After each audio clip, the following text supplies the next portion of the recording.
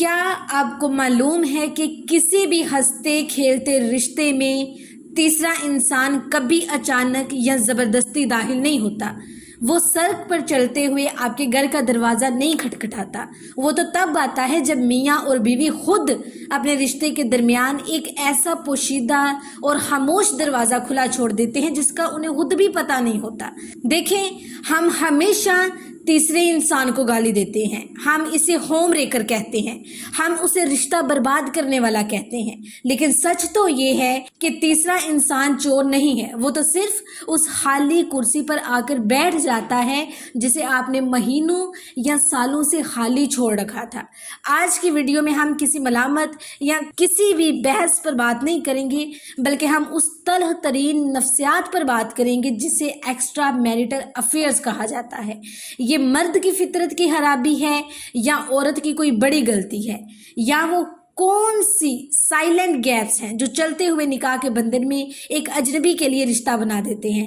اگر آپ اپنے رشتے کو محفوظ رکھنا چاہتے ہیں یا زندگی کے اس سب سے بڑے دھوکے کی اصل حقیقت کو سمجھنا چاہتے ہیں تو اگلے چند منٹس آپ کی زندگی کے سب سے اہم منٹس ہونے والے ہیں۔ اس ویڈیو کو اینڈ تک ضرور دیکھیے گا اور اپنے دوستوں اور اپنی فیملیز میں لازمی شیئر کریے گا۔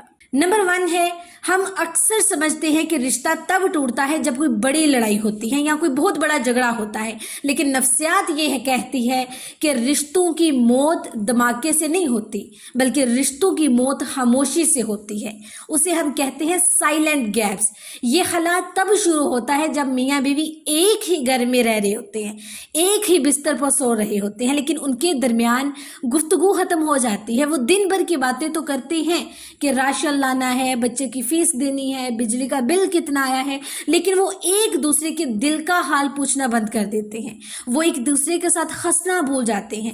جب ایک مرد کام کے بوجھ تلے دب کر گھر آتا ہے اور اسے گھر میں صرف شکوے، شکایتیں اور فرمائشیں ملتی ہیں، یا جب ایک عورت دن بھر گھر اور بچوں کی چکی میں پیسنے کے بعد اپنے شوہر کی طرف دیکھتی ہے اور اسے صرف ایک سرد بے روحی والی پیٹھ ملتی ہے جو موبائل میں مصروف ہوتی ہے، تو وہاں ایک خلا پیدا ہوتا ہے۔ انسان کی یہ فطرت ہے، اسے عزت، توجہ اور تعریف کی بھوک ہوتی ہے۔ جب یہ تینوں چیزیں اپنے شریک کے حیات سے ملنا بند ہو جائیں تو دل کے اندر ایک گہرا کنواں بن جاتا ہے۔ انسان شروع میں تو صبر کرتا ہے، وہ اپنے آپ کو سمجھاتا ہے، لیکن وہ اندر ہی اندر اکیلا ہوتا چلا جاتا ہے، اور یہی وہ اکیلا پن ہے جہاں دماغ کمزور پڑتا ہے، اور کوئی بھی تیسرا انسان جب باہر سے آ کر صرف 2 میٹھے بول بولتا ہے یا جھوٹی یا چھوٹی سی ہمدردی دکھاتا ہے تو وہ انسان کو اپنی طرف کھینچ لیتا ہے۔ سیکنڈ ہے، معاشرے کا سب سے بڑا سوال کہ افیئر کے پیچھے آخر قصور کس کا ہے؟ مرد کی بڑی فطرت ہے یا پھر عورت کی کوئی کوتاہی ہو سکتی ہے؟ آئیے ہم دونوں کے مائنڈ سیٹ کو ایک الگ الگ زاویے سے دیکھتے ہیں۔ نمبر 1 ہے، اکثر یہ کہا جاتا ہے کہ مرد کی فطرت ہی ایسی ہے کہ وہ ایک عورت پر نہیں رکتا، لیکن اگر ہم گہرائی میں جا کر دیکھیں تو مرد کا افیئر زیادہ تو 2 وجوہات پر ہوتا ہے، ایک اس کی ایگو پر اور دوسرا اس کی ایکسائٹمنٹ پر۔ شادی کے چند سالوں بعد جب بیوی گھر کی ذمہ داریوں میں مصروف ہو کر شوہر کو وہ نمبر 1 پر یا پھر وہ پروٹوکول دینا بند کر دیتی ہے تو مرد کو لگتا ہے کہ اب اس کی اہمیت ختم ہو گئی ہے۔ ایسے میں آفس میں، سوشل میڈیا پر یا محلے میں کوئی لڑکی جب اسے دیکھ کر مسکراتی ہے یا اس کے کام کی تعریف کرتی ہے تو مرد کی سوئی ہوئی انا جاگ اٹھتی ہے۔ اسے لگتا ہے وہ اب بھی جوان ہے، وہ اب بھی کسی کو پسند آ سکتا ہے۔ وہ اس نئے پن، اس سنسنی کے پیچھے بھاگتا ہے اور یہ بھول جاتا ہے کہ وہ اپنے بنے بنائے گھر کو آگ لگا رہا ہے۔ سیکنڈ ہے عورت کا افیئر۔ دیکھیے، عورت کا افیئر مرد سے بالکل ڈیفرنٹ ہوتا ہے۔ مرد کا افیئر اکثر جسمانی یا ظاہری چمک کی وجہ سے ہوتا ہے، لیکن عورت کا افیئر ہمیشہ ایموشنل سے شروع ہوتا ہے۔ عورت سب کچھ برداشت کر سکتی ہے، وہ بھوک برداشت کر سکتی ہے، وہ غریبی برداشت کر سکتی ہے، لیکن وہ اپنے شوہر کی بے روحی اور بے عزتی ہرگز برداشت نہیں کر سکتی۔ جب شوہر اس کے وجود کو نظر انداز کر دیتا ہے، جب وہ اس کے جذبات کا مذاق اڑاتا ہے یا اسے گھر کا فرنیچر سمجھنے لگتا ہے تو عورت جذباتی طور پر ٹوٹ جاتی ہے۔ ایسے میں اگر کوئی دوسرا مرد اسے صرف توجہ دیتا ہے، اس کی दुख दर्द सुनता है और उसे ये एहसास दिलाता है कि तुम कितनी हास हो, तो औरत अपने कदमों पर काबू नहीं रख पाती, वो उस जज्बाती सहारे के जाल में फंस जाती है। थर्ड पर है जी, तीसरा इंसान देखें कभी भी ये कहकर नहीं आता कि मैं तुम्हारा रिश्ता तोड़ने आया हूँ। उसका आगाज़ बहुत ही इनोसेंट होता है, बहुत ही मासूम होता है। वो एक मुखलिस दोस्त बनकर ज़िंदगी में आता है। वो ऑफिस का कोलीग हो सकता है, वो फेसबुक या इंस्टाग्राम का कोई फॉलोअर हो सकता है, या कोई पुराना क्लास फेलो भी हो सकता है। आगाज़ कहाँ से होता है? मैं देख रहा हूँ आप चंद दिनों से बहुत परेशान लग रही हैं, क्या सब ठीक है? बस ये एक जुमला उस खामोश गैप में सुराख कर देता है। देखिए, इंसान अपने घर के हालात, अपने शोहर या बीवी की खामियां उस तीसरे इंसान से शेयर करना शुरू कर देता है कि मेरा शोहर तो मुझे वक्त ही नहीं देता, मेरी बीवी तो हर वक्त लड़ती रहती है। और वो तीसरा इंसान बहुत चालाकी से हमदर्द बनकर कहता है, उफ तुम कितनी अच्छी हो, तुम्हारे पार्टनर को तो तुम्हारी कदर ही नहीं है, अगर तुम मेरी ज़िंदगी में होती ना तो मैं तुम्हें सर का ताज बना कर रखता। उफ, ये वो जहरीला जुमला है जो इंसान को अपने शरीक के हयात के खिलाफ बागी बना देता है। अब घर में होने वाली छोटी सी छोटी बहस भी पहाड़ जैसी लगती है, क्योंकि दिमाग में एक कंपैरिजन शुरू हो जाता है कि एक मेरा पार्टनर है जो हर वक्त चिल्लाता रहता है और एक वो है जो कितनी तमीज़ से बात करता है। इंसान ये भूल जाता है कि वो तीसरा इंसान इसलिए अच्छा लग रहा है क्योंकि उसके साथ कोई जिम्मेदारी नहीं जुड़ी हुई, उसके साथ किचन का खर्चा या बच्चों के रोने की आवाज़ ही नहीं जुड़ी हुई। वो सिर्फ एक ड्रामा है जो शुरू में बहुत खूबसूरत लगता है। तो आइए अब दीन इस्लाम के सुनहरी असूलों की तरफ आते हैं। इस्लाम ने इन अफेयर्स की जड़ काटने के लिए 1400 साल पहले हया और नज़रों की हिफाजत का कानून दिया था।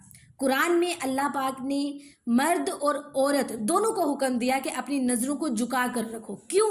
रीज़न क्या था? क्योंकि नज़र ही वो पहला तीर है जो दिल में उतरता है।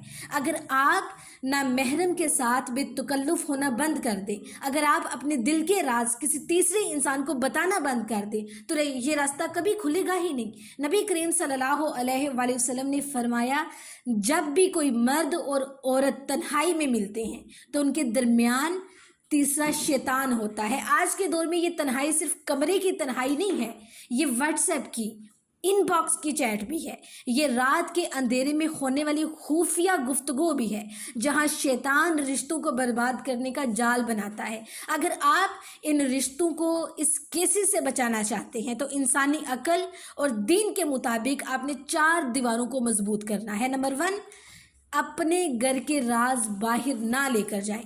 मियाँ बीवी के दरमियान कितना ही बड़ा इख्तलाफ क्यों ना हो, उससे अपने बेडरूम से बाहर ना निकलने दें। जब आप किसी तीसरे इंसान को अपने पार्टनर की खामियां बताते हैं तो आप दरअसल उसे अपने रिश्ते पर हमला करने की दावत दे रहे होते हैं। सेकंड है, गुफ्तगू को जिंदा रखें।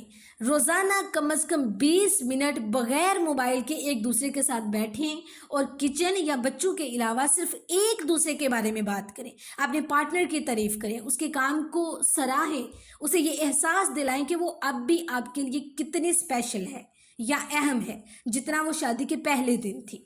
तीसरा है, तौबा और नफ्स पर काबू। अगर खुदा न हवास्ता आपका कदम बहक चुका है, अगर आप किसी तीसरे इंसान की तरफ माइल हो चुके हैं, तो फ़ौरन रुक जाएं, अल्लाह से तौबा करें और उस तीसरे इंसान से अपना हर किस्म का राब्ता जो है हमेशा के लिए ख़त्म कर दें, ब्लॉक कर दें।